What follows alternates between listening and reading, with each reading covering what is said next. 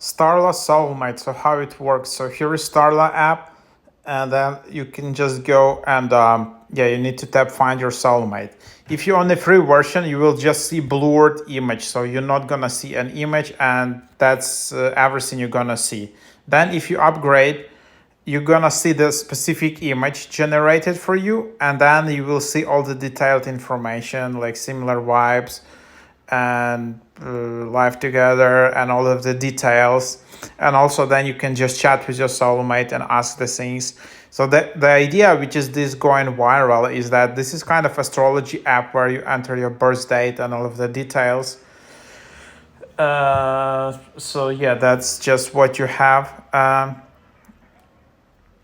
This is just where you enter it, and yeah, so that's just what you have.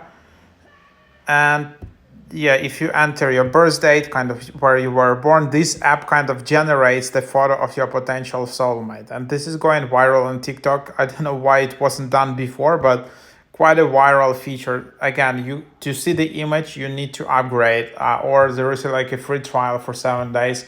So quite a good offer. So try it out.